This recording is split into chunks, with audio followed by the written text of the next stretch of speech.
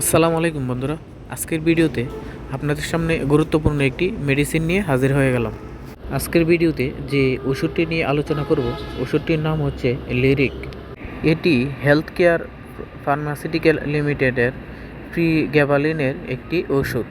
তো বন্ধুরা, এই ওষুধটি কারা খেতে পারবে এবং খেতে পারবে না, এই ওষুধের কার্যকারিতা, পার্শ্ব প্রতিক্রিয়া, সতর্কতা এবং গর্ভাবস্থা ও স্তন্যদানকালে মায়েরা খেতে পারবে কিনা সেই সম্পর্কে আজকে বিস্তারিত আলোচনা থাকবে আজকের এই ভিডিওতে। তাই না টেনে পুরো ভিডিওটি দেখার অনুরোধ রইল। সম্পূর্ণ ভিডিওটি দেখলে আপনি অবশ্যই অনেক উপকৃত হবেন। বন্ধুরা, প্রথমে আমরা আলোচনা করব লিরিক এই ক্যাপসুলটির ফার্মাসিউটিক্যাল সম্পর্কে। লিরিক ক্যাপসুলটি হেলথ কেয়ার ফার্মাসিউটিক্যালের একটি ওষুধ। এর গ্রুপের নাম হচ্ছে প্রিগ্যাবালিন।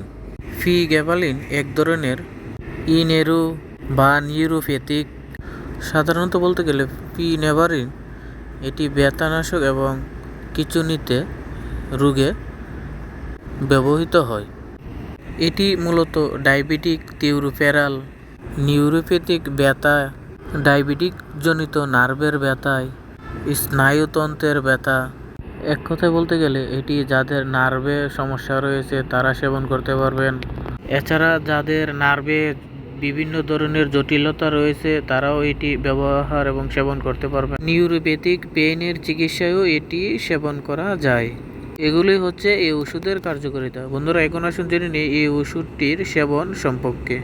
প্রাপ্তবয়স্ক রোগীদের ক্ষেত্রে এই ওষুধটি দিনে 2 বার থেকে 3 বার সেবন করা যেতে পারে।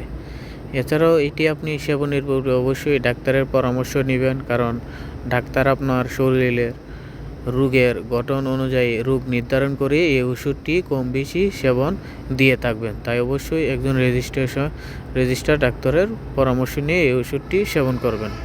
বন্ধুরা, আমরা শুধু এই ভিডিওতে আপনাদেরকে একটি সাধারণ ধারণা দেওয়ার জন্য একটি আলোচনা করে থাকি। তাই অবশ্যই যে কোনো ওষুধ সেবনের পূর্বে আপনি ডাক্তারের পরামর্শ নিয়ে সেবন করবেন।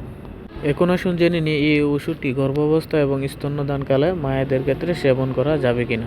গর্ভাবস্থা এবং স্তন্যদানকালের মায়েদের ক্ষেত্রে এই ওষুধটি সেবন করা উচিত নয়। আপনার যদি বেশি প্রয়োজন হয় তাহলে অবশ্যই আপনি ডাক্তারের পরামর্শ নিয়ে এই ওষুধটি সেবন করবেন, কারণ আপনার ডাক্তারের পরামর্শ না নিয়ে এই ওষুধটি সেবন করা উচিত নয় গর্ভকালীন মায়েদের ক্ষেত্রে।